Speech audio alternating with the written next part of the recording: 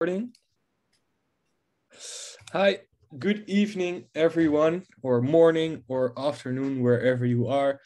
I'm starting to like this introduction. I think we'll just keep it going. And welcome today for the masterclass in ecology by Matt Lewis. He was, of course, part of the first AI for Wildlife Challenge, but more importantly, he has a Ph.D. in ecology and he lives in South Africa. So he has a lot to tell about the ecology in this challenge. So this will be our domain masterclass, and it's very interesting to know a bit more of where our data is coming from. And Matt is going to tell us a lot about that today. So Matt, I'm going to give the word to you, and you can start sharing your screen and get ahead. Cool. Thanks, Dorian. And thank you everyone for joining the call. I hope that it is interesting and enjoyable. And if not, well, at least I think you'll learn something along the way. I'm really hoping that I've pitched it at just the right level, that everybody will learn something. So yes, as Dorian said, I have an ecology PhD. That was kind of my old life before I pivoted into the data science space. And so I'm going to do my best to kind of marry those two through the presentation and make sure that the information that I give you is not just interesting, but also relevant. And I'd also really like to have some audience engagement along the way. So please, if you have a question, feel free to interrupt me. I'm looking at my slides on my screen, not really at any other things. So Dorian, Buster, Sacco, if you see a question pop up, please let me know. But everyone else, please feel free to just speak up. There's no need to sort of stand on ceremony. You can just unmute yourself and say what you'd like to say. Yes, we'll keep you updated about the chat, Matt. That's all. Perfect. Cool. Thank you. All right. So I was fortunate enough to give the presentation for the end of challenge 1. And this was one of the slides that I put up. And it was the problem, which is that wildlife crime is the largest direct threat to the future of many of the world's most threatened species. And then I showed these really alarming statistics about rhino poaching in Africa. So almost 10,000 of these animals have been killed over the last decade. So my question for you, and this is not a rhetorical question, I'm looking for answers from the audience, is why is this a problem? Anyone? Well, due to the whole cultural thing in Southeast Asia, right? That they believe that this is a solution to, I don't know, erectile dysfunction and those right kind of things. Okay, so that's in my mind, that's a driver of the problem. What I'm asking here is, why is it a problem that these animals are being killed? Why does that matter? Well, often they have a vital part in their ecosystem, right? So when I don't know which of those are keystone species, but if you would any of them would be a keystone species, then well, a complete part of the ecology could collapse. Oh, Sacco, you're just jumping way ahead in the class. But yes, those are very good points. And then my follow-up question to that is, so Sacco has already used some technical terms in the ecology space. He used the term keystone species, which we'll come back to a little later. That's why I'm CTO, Matt. Yeah, there you go. Technical questions. Yeah, absolutely. But what he's essentially saying, if I put it in one sentence, is these animals have an ecological role that they play in their environment. And then my follow-up question to that is, why have people volunteered? So most of the people on this call, as far as I'm aware, are volunteers. I'd like to know why. Why are you giving of your time to come and help with this project? Anybody? Yeah, I mean, I can go ahead every time. I mean, the reason for me is it's a bit more, I don't know, I think on the romantic side of things rather than keystone species or something like that. For me, it's really about I want to see life thrive in this universe. And I think there's just a beautiful, it's just so beautiful, this complexity of millions of years of evolution that then, creates this strange being that we get to live with on this planet. And that's just, I don't know, to me it just feels like that's what life is about, about sharing it with the beautiful flora and fauna. And so it's more beauty and complexity. That's a great answer, Buster, and one that I was hoping for. So thank you. So yeah, it's an appreciation, right? You have an appreciation for these animals as living organisms, as life forms that we share the planet with. And I would expect that for a good number of people on the call, that is the case as well, because I think for many of us, we volunteer for projects that we're passionate about. And I'm going to unpack some of the kind of academic rationale for doing a project like this, or for trying to save a species. But I think it's important to realize that there are different perspectives that people bring to a discussion about ecology. And so hopefully by the end of this, you all have your own reasons for being part of the project, but maybe you'll also be aware of some of the other reasons that people might hold as motivators for being involved in this field. So we're looking at this domain. As Dorian said, this is a domain masterclass, and the domain here is applied conservation, in my opinion. And this is a tricky one because it's quite complex. It's a multifaceted domain. And so on the left-hand side, as you can see, we have ecology. Then in the middle, we have conservation. And many of you might think, well, those are essentially the same thing, or they always go hand in hand, but they don't necessarily. And then over on the right-hand side, I've put in AI, which is a tool that can be linked back to these other fields of study and is a field of study in its own right. And so if we look at defining these, just to make sure that we're all on the same page, a nice kind of user-friendly definition of ecology is the relationship of living things to their environment and to each other. Then conservation is the protection of plants and animals and natural areas, especially from the damaging effects of human activity. And then AI, to use a very simple sort of internet-derived definition, is the simulation of human intelligence processes by machines.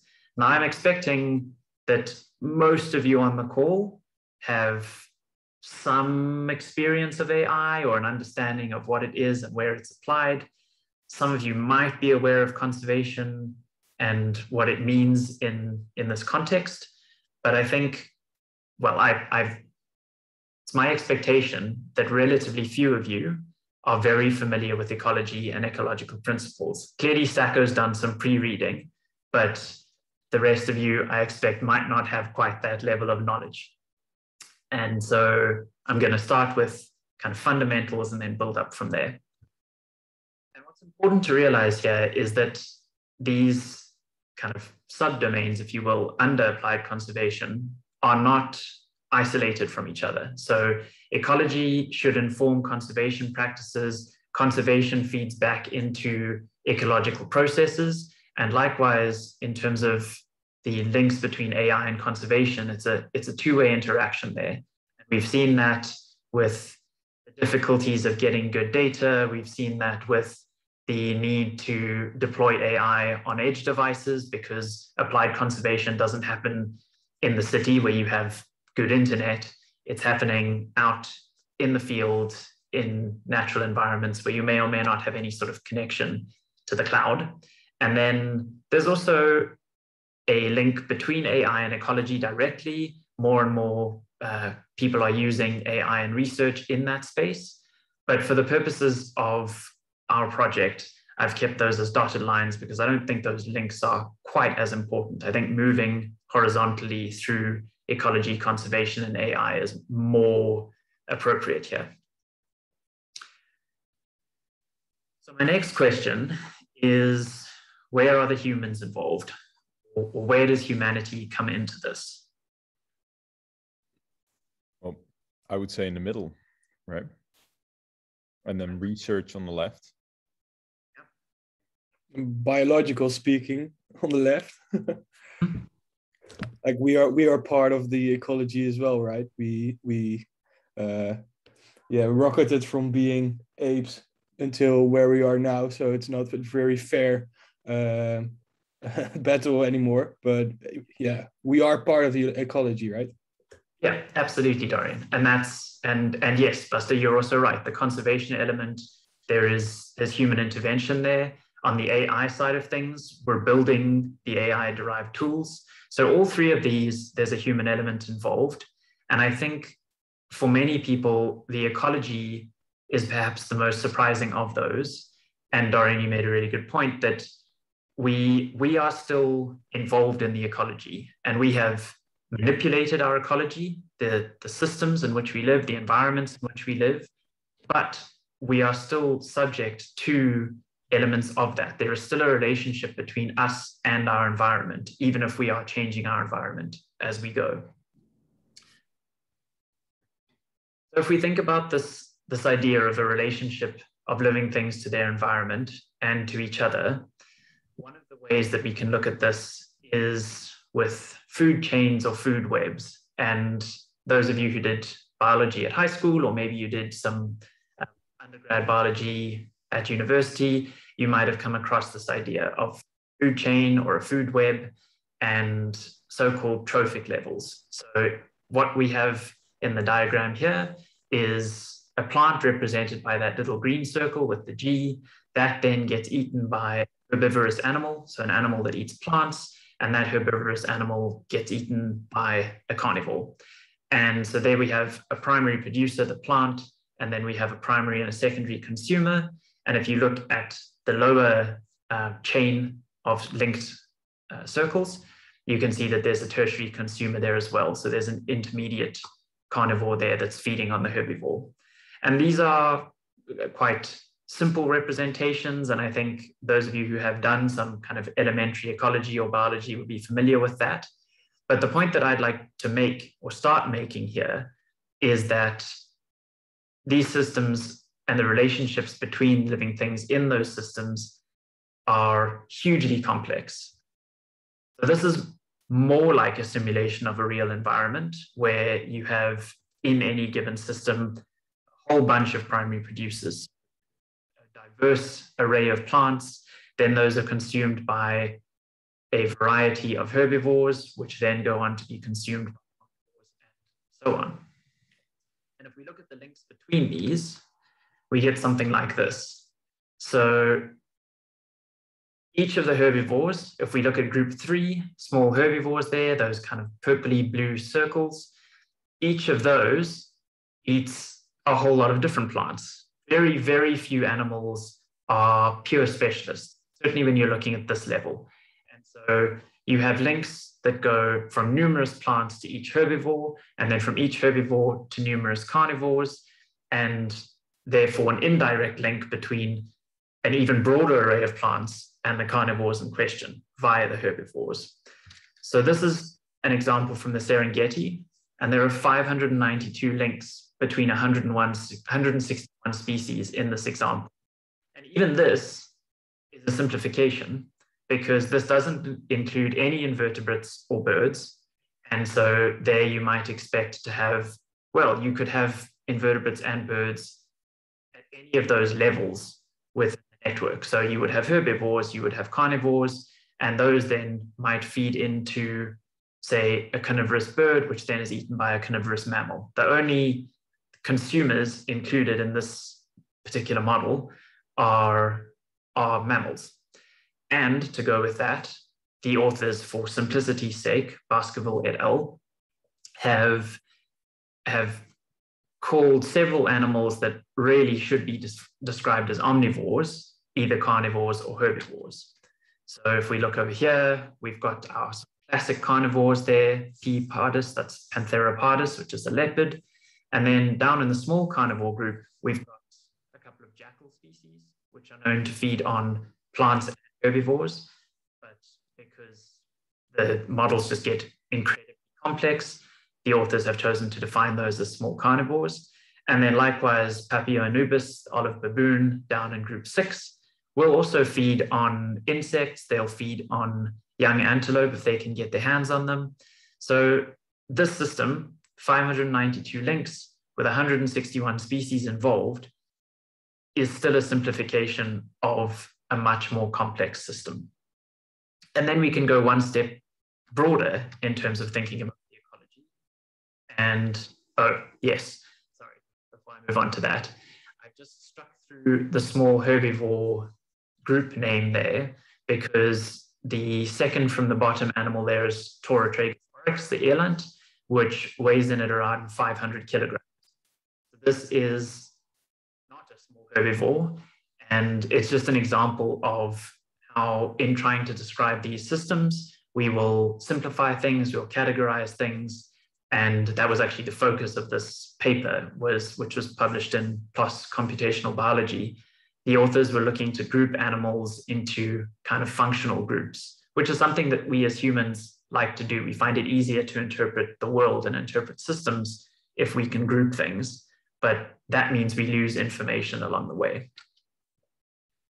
Then moving on to, as I was saying, taking another step out or zooming out a little further, we know that the matter that makes up the tissues of our herbivores and our carnivores, when they die or through the waste material they produce, that will then loop back into the system. And that could be through decomposition. You end up with gases being released, for example, carbon dioxide and or oxygen, which are in the medium, in the air. And those then are taken in by the plants or given out by the plants. So there's more complexity in the system. Then, of course, water is part of waste products and also falls from the sky as rain. And so you end up with that element working through the system as well. And then you have a substrate. So that's just the scientific term for the ground, really. And that would provide nutrients for the plants. So you have plants taking in carbon dioxide, water, and nutrients from the substrate, building up tissues, and those tissues are then consumed by animals. And so the cycle goes on with matter moving through this system, this incredibly complex ecological system. Any questions at this point? Was everyone comfortable with that so far? Yeah, Okay. I'm following so far. No real questions. Okay, cool.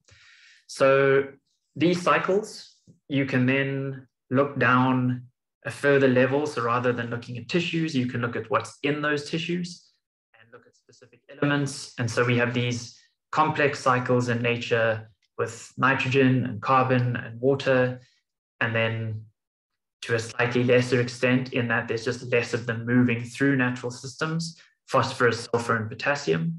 And here you can see an example of the nitrogen cycle where you have atmospheric nitrogen. There's a step involved where bacteria turn that into a form that plants can then absorb, and the plants then are eaten by the animals. And so it goes, as I described before. You have elements, or you have matter, you have pools of a given element changing and moving through the system with diverse role players along the way. So then the question is, at this point, what happens if in this incredibly complex system, you have some sort of disturbance? So the system, as Buster said earlier, is millions of years in the making, billions of years, depending on which organisms you're looking at or which matter you're looking at. And now all of a sudden there's some sort of disturbance. What happens in that case? We might, for example, through hunting or disease, we might lose out on our spotted hyena. So that gets taken out of the system. The role that it plays in the system is now not being played by another. Sure, you have other carnivores, but they won't eat quite the same foods, or they will prey on species in different ways.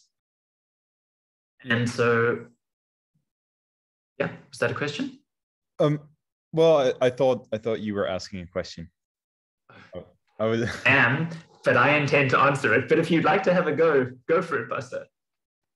Well, I'm guessing that these systems, they evolve over very long periods of time. So very sudden changes, as humans are very flexible, but these systems are probably not very flexible, because our flexibility is based on that we have a huge flexible brain. So I'm guessing it's a huge interruption, and it means that kind of a subpopulation that's eaten less explodes, and then they kind of become so big that they maybe take over the food from other species or something like that. Perfect. Great answer. So in the normal environment, what would happen is you'd have your hyena, which many people think are sort of a bit stupid and just the term I'm looking for, scavengers that don't kind of earn their own keep. And that's not the case at all. Spotted hyenas are actually among the most efficient of all hunters. They actively hunt, they're not just scavengers. So if you have that image of them from The Lion King or something like that, put that aside, because it's not an accurate representation. So yes, they would typically downregulate the population size of the herbivores upon which they prey. And then that in turn means that there's an upregulation of the plants in a given environment. And what would happen, as Buster suggested, if you have a decrease in the number of hyenas, and of course this would apply to other predators as well, is that your herbivore populations increase, and that upregulation means that you have a downregulation of plant. And depending on the scale of the change here, it can be quite a subtle shift, or it can be quite marked. And one of the things that actually happens in many ecosystems where humans get involved is that we tend to remove the apex predator, so the highest predator in that food web. And what that means is that the smaller predators are no longer under pressure to stay hidden during prime hunting time. They are no longer being preyed on by the apex predator, because that does happen quite a lot. And then you have a phenomenon called mesopredator release, which means that the mesopredators, the medium-sized predators, populations grow rapidly and to very, very high levels. And then their prey gets downregulated. And so it has a knock-on effect in the environment. And these effects generally, as a general term for them, are known as trophic cascades. So each layer of this network is known as a trophic level, and trophic cascade is an indirect effect caused by a situation such as this, where the removal of a role player at one point in the network results in a sort of compounding effect, a larger knock-on effect. And these are known as keystone species, as Sacco said at the beginning. So we have a keystone species being a species which has a disproportionately large effect on its environment and other species in it. And these keystone species can be, for example, a predator, or they can be so-called ecosystem engineers. An ecosystem engineer is a species which modifies, maintains, or destroys habitats, thereby affecting other species.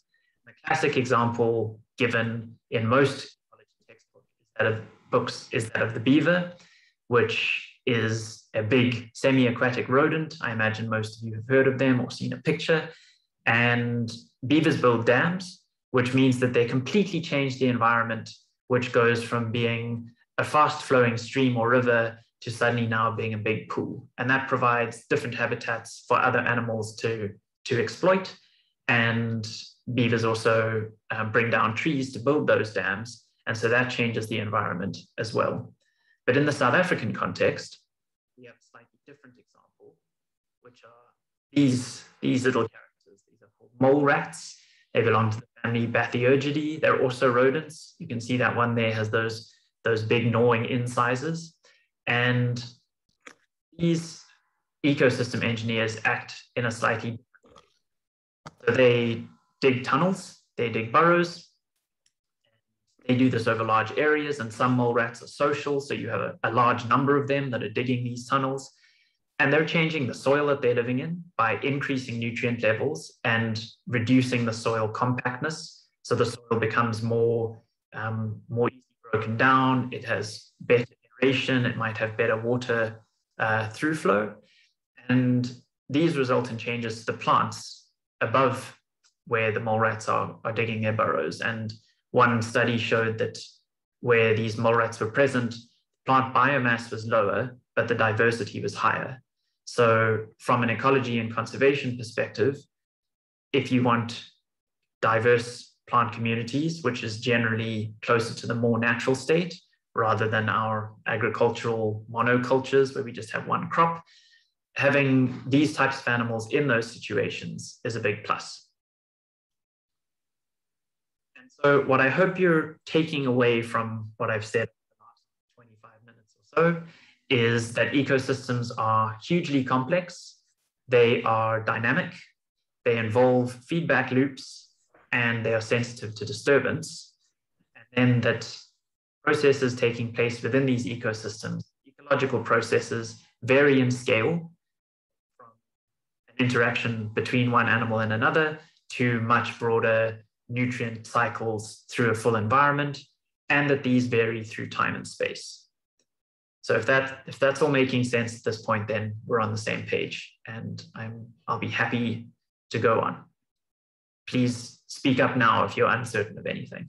Oh yeah, no, to me it makes a lot of sense. I don't know if there's okay. Yeah, this is going great. I still understand everything, so you're doing well. Cool. Sacco, do you like to fact check anything? Well, the facts are the same as I learned them, so okay. It's all good on my side. Excellent. That's good news. Okay, so now moving on to more directly to conservation. We talked right at the beginning of this session. I asked why is this important? Why are you involved in this project?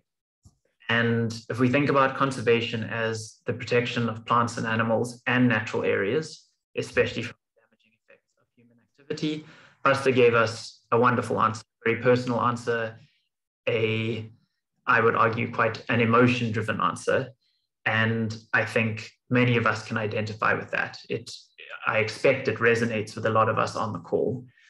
But there is a more, shall we say, a more analytical answer that one could also give. And I think in terms of the modern world where capitalism is the way of the world and money talks, I think that being able to put forward this argument convincingly is potentially a useful thing.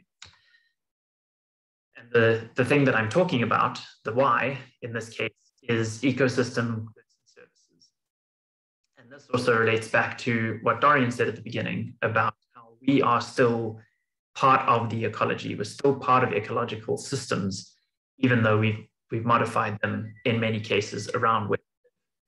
So the goods and services that are offered by an ecosystem include food, and that includes, or by extension, the service pollination, because many of our crops rely on pollination to fruit, and that is carried out by insects. So that's an insect-given or insect-derived service. Then we have timber, of course, we have soil formation, and then we have water and air purification, as well as climate regulation. Now, most of us, probably all of us, know that we have modified our environment to such an extent that some of these goods and services are no longer being provided by nature in the same way. And in some cases, we can mitigate for that. We can purify water ourselves, but our systems are generally not as efficient. They either require energy input or some sort of other resource input. And if we can facilitate nature providing these goods and services, it's generally more sustainable and more efficient, certainly in some respects. And so from a conservation perspective, the more we can allow natural systems to continue to exist, the more we get free goods and services in these forms. So for people who don't feel that emotional connection, that philosophical value of nature, these can be good motivators for trying to aid conservation efforts. And then if we think about the how of conservation, protection of plants and animals, that definition I had before, I've now added often with limited resources. And so what I mean by that is financial resources, typically, because many conservation endeavors have to operate under that constraint. And that leads to various other limited resources. So if you had all the money in the world as a conservation agency, you could hire a whole lot of rangers. You could hire a whole lot of plant rehabilitation specialists to come and get involved and help rehabilitate natural systems. You could buy huge tracts of land, which would mean that land wouldn't get used for something else. The point is that the resources are limited. And the way that you can address that, there are two ways to answer this how question. First is by thinking about where you're going to direct your effort. And one way to do that is to look at it not from a geographical perspective, but where in the natural system, which animals might you look to conserve as your priority species. And this is often linked to the keystone species idea, but they're not quite the same thing. So I'm talking about umbrella species. And these are species whose resource requirements and habitat needs encompass the home range and resource needs of viable populations of co-occurring species.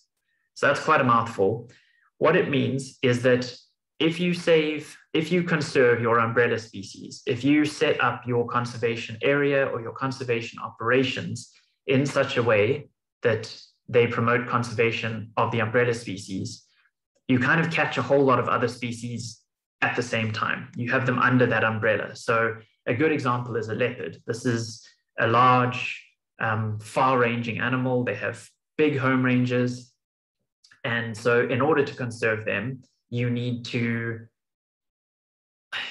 conserve big tracts of land. And that might not necessarily mean keeping that land pristine, but it would mean keeping it pristine enough that leopards can still hunt on it.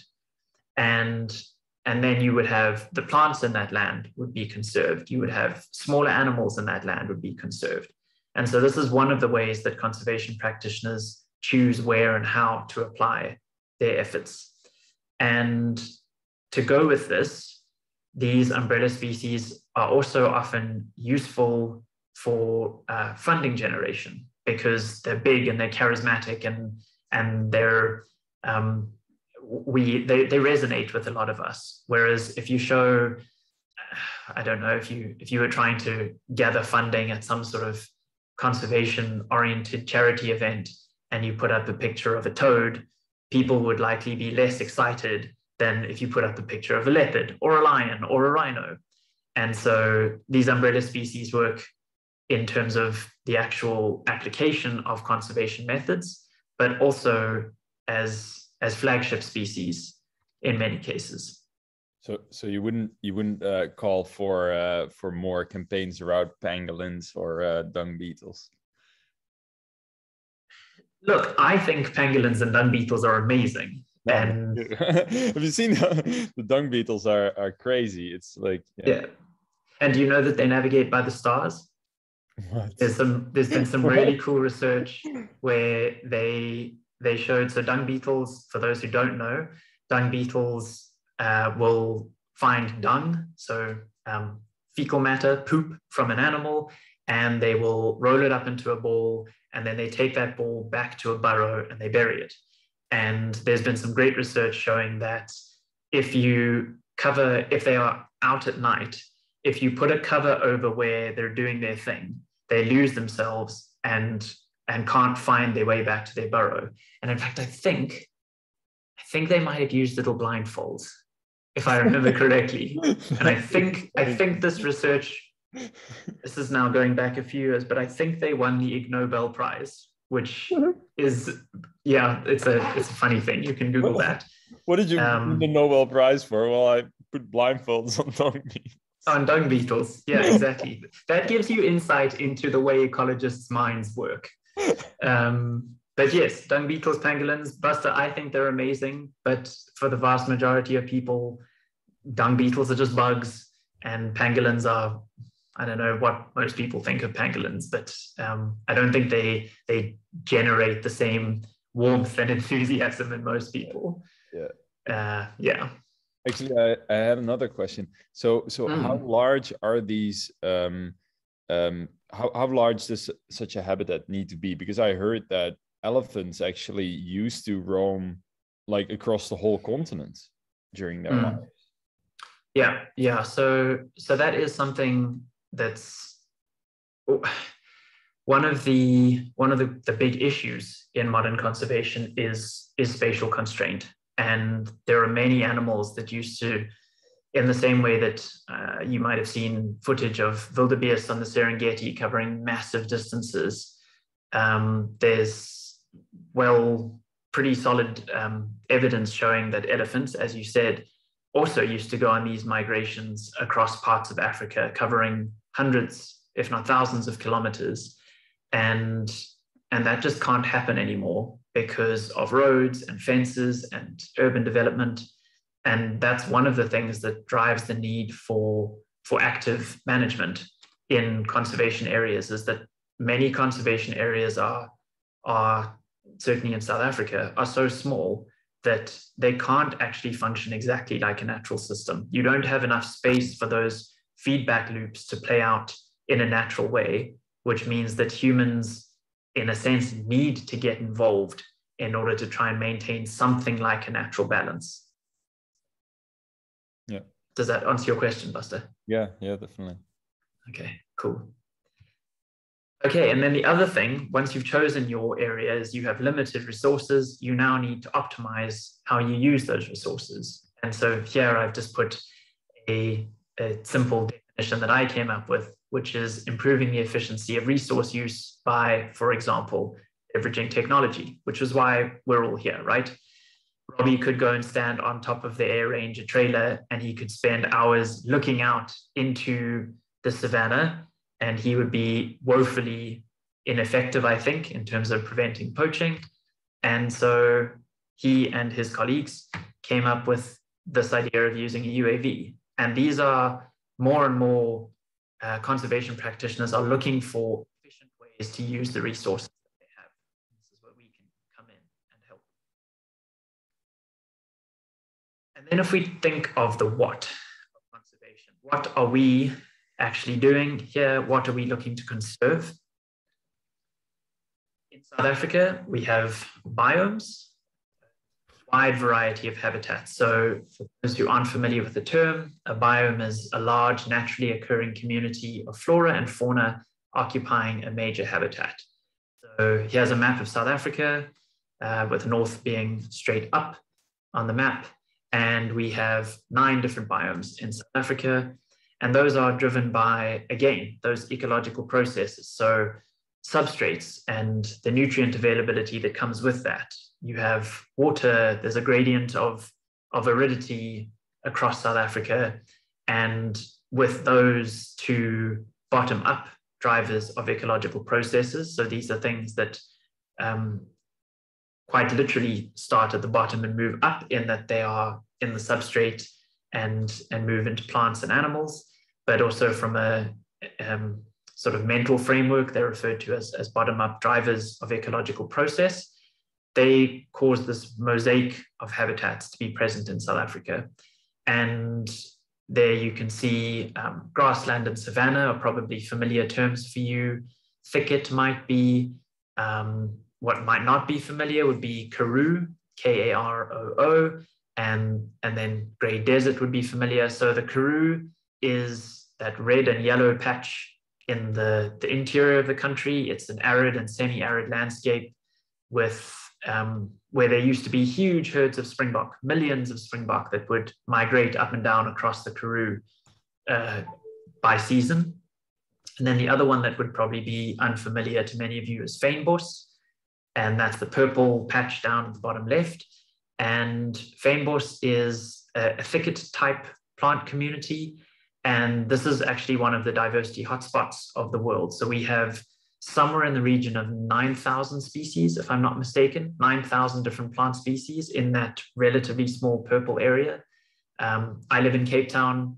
Those of you who've seen pictures of it would have probably seen Table Mountain. So the Table Mountain chain, which is just on the Cape Peninsula, that little purple finger that's sticking out and down, has somewhere in the region of 2,200 plant species on it. And it's a tiny, tiny little area. So there's amazing diversity there. And that black star up about a third of the way from left to right and 3/4 of the way up the map, that's where Pilanesberg is. So that's in the savanna environment. And that means that there's a mix of grasses and trees, and we'll see some more of that in a moment. And if we think about the other what we're talking about, we have target species. And by that, I mean both the species that is targeted by poachers and the species that we're specifically looking to protect. So I know right now this project is focused on rhino poaching, but I remember Robbie saying that they would love to look more broadly. They'd like to look at other species. And one of those that is poached for its tusks, for the ivory, is of course the African elephant. And this is where hopefully things will start to come together. So we've now talked a lot about ecological principles and ecological processes. And I'm going to ask you what roles you think elephants might play in a given environment. If we think back to some of the terms that we've talked about before. It's one of the engineers, I'd say, right? The engineering species. Ecosystem engineers. Yeah, I've seen they destroy trees or drag stuff around, maybe carry seeds in their poo. Yep, exactly. So earlier I talked about disturbance in the sense of being something unusual and being something that disturbed the balance. But disturbance in an ecological context can also just refer to change. And elephants are great agents of change. They cause disturbance by, as you just said, Buster, smashing down trees. And that means that in denser vegetation environments, suddenly there are these gaps in the tree canopy. And so more light comes through, and that means that other plants can grow, and it creates more diverse habitats for insects. And they also move earth around by both shifting trees and also digging to get down to water in certain environments. So they act as ecosystem engineers. They have this important role to play in their environment. And they're also used as umbrella species. So we touched on this earlier. They will move over large tracts of land when they're able to do so. And in order to facilitate that, we need to try and protect large tracts of land. And in so doing, we offer protection to numerous other plant and animal species. So elephants are worth conserving in their own right. They in a sense, offer an ecosystem service by aiding conservation of other species. They also bring in tourism revenue. So people like to come and see elephants. And so they will travel across the world to come and see elephants and pay to stay in lodges and pay for safaris. And so there's also an economic benefit to conserving these animals. Likewise, with rhinos, they are ecosystem engineers. So down in the bottom left there's a paper that refers to that. And up in the bottom right, it's not in the paper title, but in that paper, the authors talked about how the rhino is an umbrella species as well. They're big, charismatic herbivores. They need large areas to roam through. And so by conserving them, we are also able to conserve other species through that umbrella effect. So where does that leave us? It leaves us with the problem in the sense of the technical problem. And that is, as I remember it from conversations with Robbie, if we put aside the edge computing component and just focus on what the models need to do, we need a computer vision model deployed on a UAV to detect poachers. And we need a computer vision model deployed on a UAV to conduct animal censuses, which is a slightly further down the line goal, but it's definitely something that the folks at Spots are needing to do. And I remember in our last call that I was on where Robbie was there, he said that that would ideally be to species level and identifying males and females if possible. So what I see as two potential challenges to carrying out these goals, to fulfilling or reaching these aims, are one, habitat change, and there I've put in brackets bush encroachment, because that is a phenomenon that's currently topical in South Africa, where there is this, well, I'm not going to say too much about it. And then secondly, in terms of the animal census point of view, or with regard to the animal census problem, we have sexual dimorphism, which could be a positive or a negative, depending on exactly how the problem is approached. And then I actually meant to put in a third potential challenge here. Apologies for not putting that on the slide, which is animal abundance ratios. And what I would like to do at this point, or what I would like for the group to do at this point, is I'd like Dorian, well, actually, first, does anybody have any questions right now?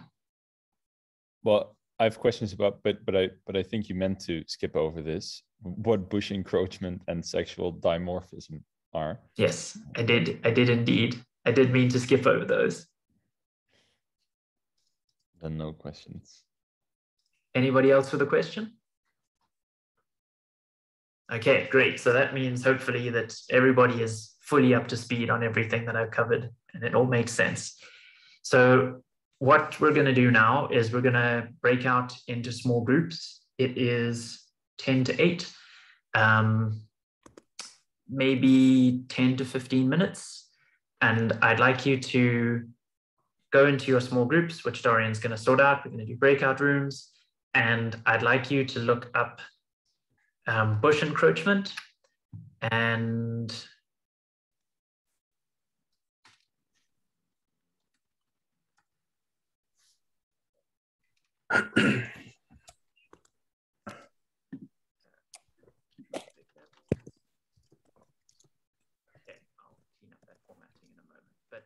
these are the 3 points that I'd like you to just look up briefly. Just Google bush encroachment, then animal abundance ratio at different trophic levels. You might need to play around a bit with the wording there, but essentially, if you look at animals at different trophic levels, they tend to decrease in abundance the higher you go, the food network. So you typically have very few apex predators and more mesopredators and even more herbivores. And depending on which herbivores you're looking at, you might have massive populations of herbivores. And then I'd also like you to look up sexual dimorphism. So those are 3 sort of ecological phenomena or processes that I haven't talked about too much. I'd like you to have a quick Google, and then in your small groups, discuss how you think those might affect the implementation of, or the deployment of computer vision models, or the training of computer vision models on UAVs to detect poachers or to conduct animal censuses. All right. I think that's clear to everyone. If anyone feels like the questions are unclear, please speak up now. Otherwise, I will divide everyone. I think we make 3 subgroups of 5 people. That will be nice, right? Sounds good.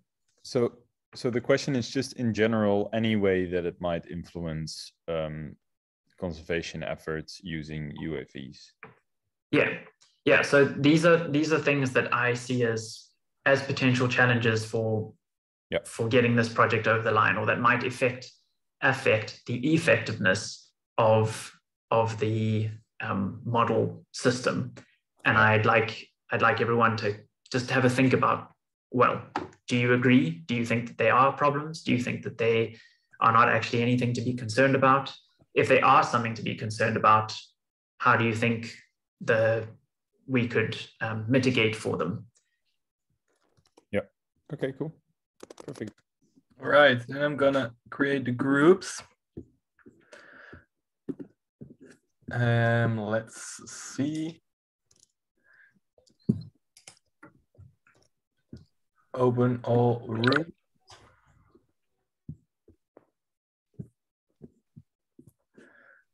All right. I believe this. Can you hear me? Still hear me? Whoop.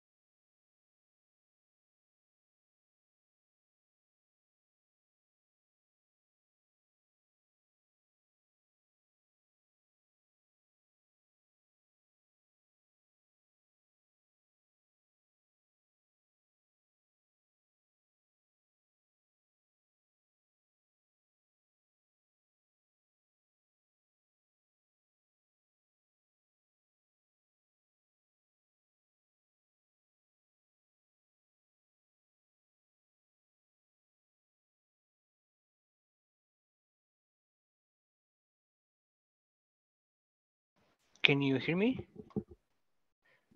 Hi. Yeah, can you add me again to, so I was on my phone and I switched to my desktop. Can you add me to room 3, I think it was? I'm not. I think I closed off the entire meeting just seconds ago. Oh. And now Oh. I'm or it thrown me out, so I'm not a host anymore. Okay. Well, then it doesn't matter. I will stay on my phone as well.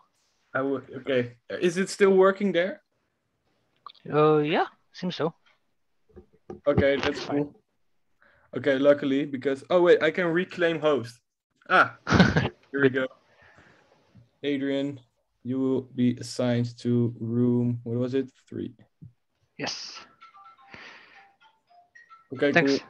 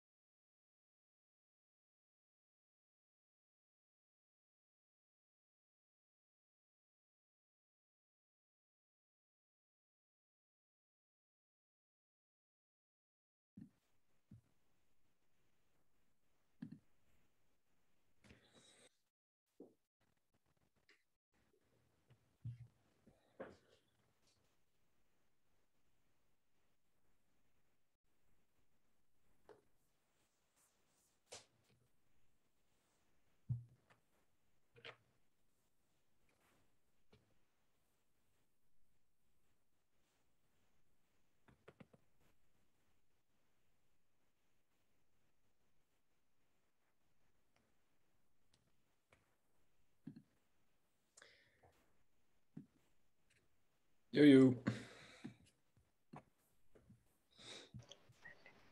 Hey.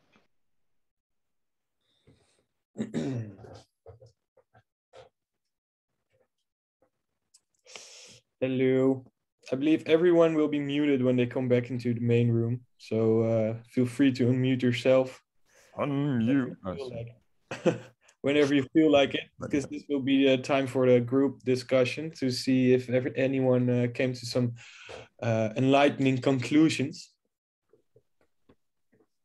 Wait for 1 second. I think not everyone is already. Oh, I see quite a lot of people back yet. All right. I believe the group with Buster and Sako was the first group. Is there anyone from your group who would like to share? If I may, I suggest that we start with defining things. So before you launch into what you think it means for an AI project in this space, start with defining whichever term you're going to talk about. Okay, Sako. Okay, so I kept on forgetting the 3 different ones, but let's just start with the one that's on my screen, which is sexual dimorphism. That one was also the clearest, since if you want to do animal census and want to sexual dimorphism, then of course means the difference between within the same species, and then the difference between the sexes visually, and also biologically. Yes, that word. Well, that becomes very hard for animal census. So that was quite a clear one.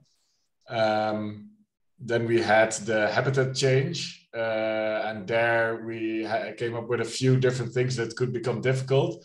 So first of all, if you have changing habitats, but you only trained on one, your model accuracy might drop, since your model might overfit on a certain ecosystem. And also one specific thing that Buster found was that this type of habitat change could also mean more coverage, more like canopy coverage. And that could also, of course, make it harder for any form of detection, though that's mostly for RGB. So with the thermal cameras, you could still do a proper job on that. And then the other one was... Then we have the animal abundance ratios on different trophic levels. And for that, I thought, so the animal abundance ratio on different trophic levels is, to my understanding, how you have like a lot of small herbivores and then very few carnivores, and that's a ratio. You know, you have one lion per every, I don't know, maybe a couple of hundred or maybe 1,000 buck, something like that. And then because of this, also, you know, I remembered when I was in South Africa, you know, I saw loads of buck and water buffalo. I saw quite a few rhino as well. I didn't see any leopard. So doing a census, you know, using deep learning, you would have to have like quite a lot of images from an aerial vehicle of leopards to be able to detect them, of course. And just because of the ratio, that would make it pretty much impossible unless you would simulate the data, which would be a whole exercise, because then you have to, I don't know, start breeding leopards and then release them in the wild, and then track them down again. And then Sounds like a very exciting challenge, though. Yeah. Or you can use those pictures online of the leopard to train. We can go to the local clubbing district here and just take pictures of the girls in leopard pants, maybe. I don't know.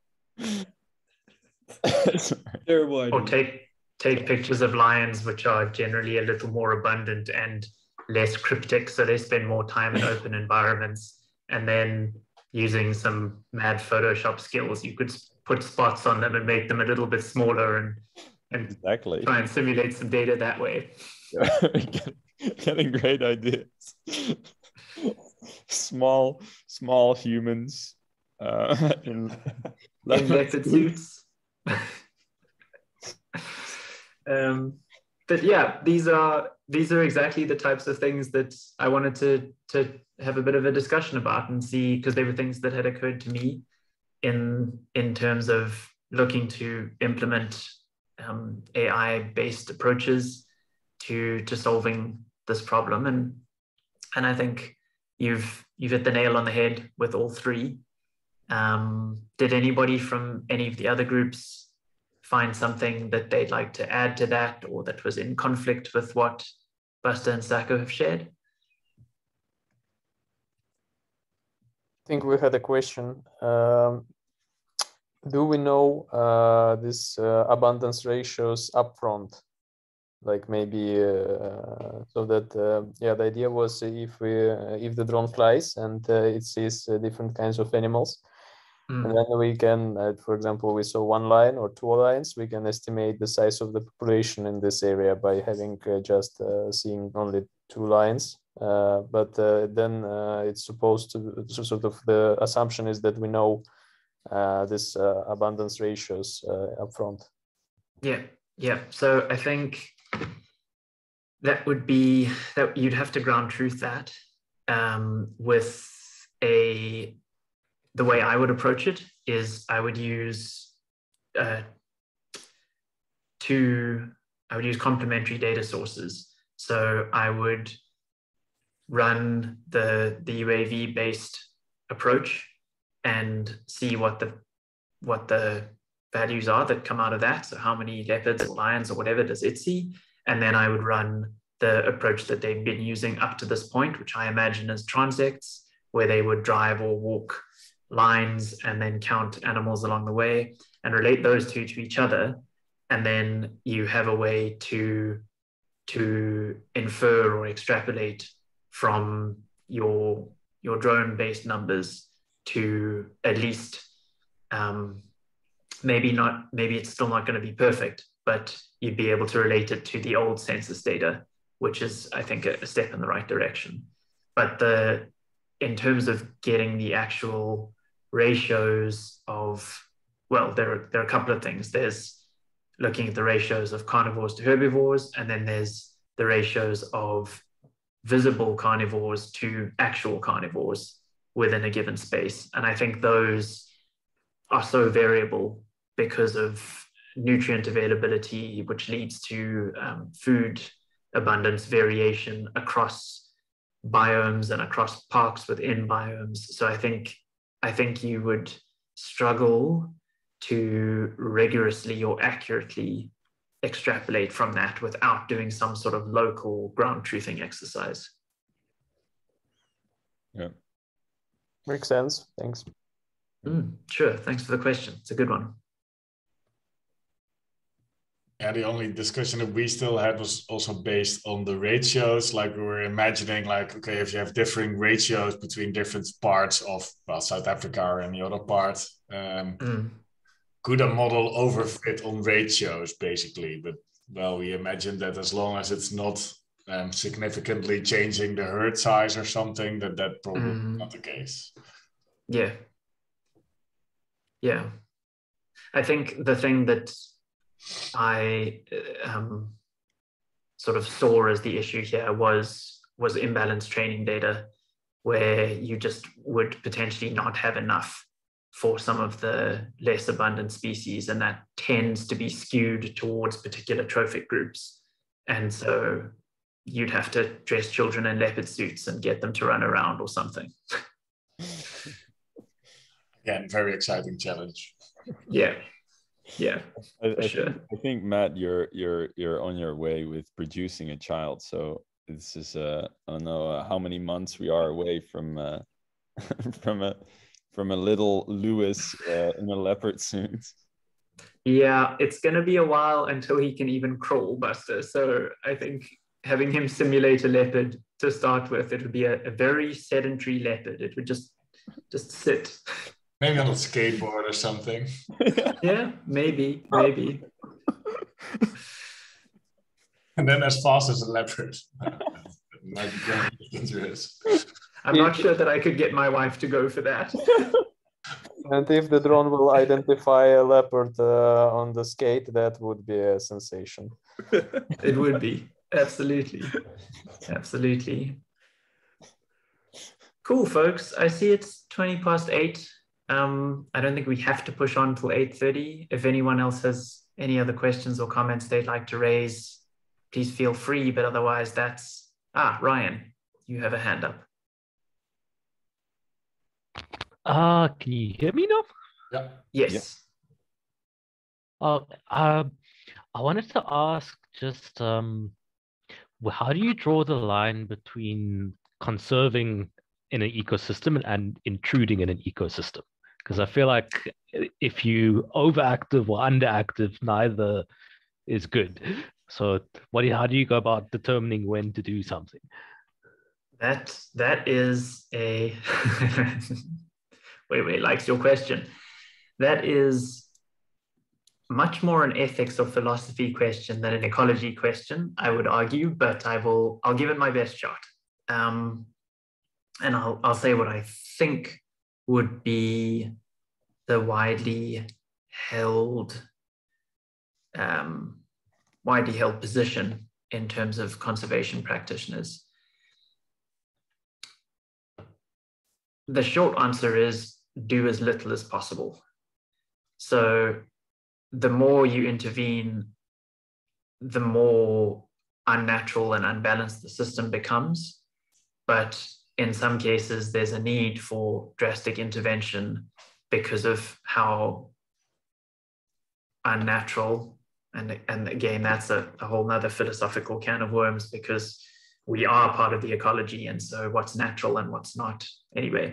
But I think you understand what I mean when I talk about an unnatural, imbalanced system. Yeah, in some cases, humans have changed systems to the point that if we don't intervene, we're going to have species going extinct left, right, and center. And it might even be the case that it's necessary for conservationists to intervene to save those species because other people are still actively having an impact on the environment. So they might be going in loggers.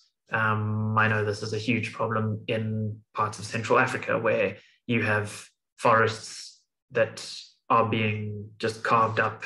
Loggers go in, logging companies take out trees, build roads, and all of a sudden it's a much more accessible habitat for people. And so you end up with plant destruction, but you also end up with hunters going in for bushmeat, and that's their way of life. And it is, again, it's a philosophical conundrum to try and process, because a lot of the people involved in what we might see as habitat destruction is that those people are doing that because it's a way of life that they can see as available to them. So yeah,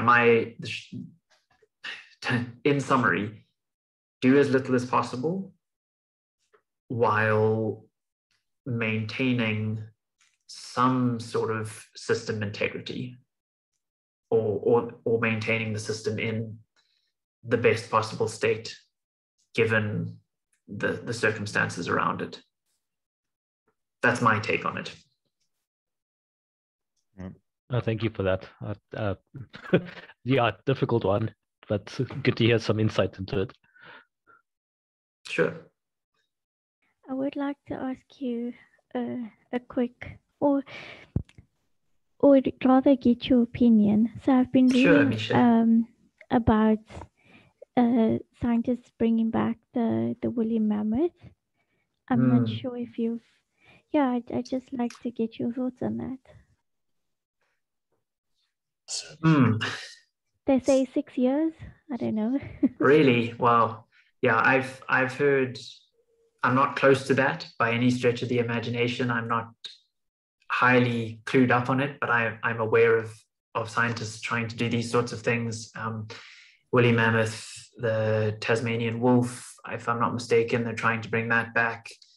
Here in South Africa, we had the quagga, which was the zebra subspecies.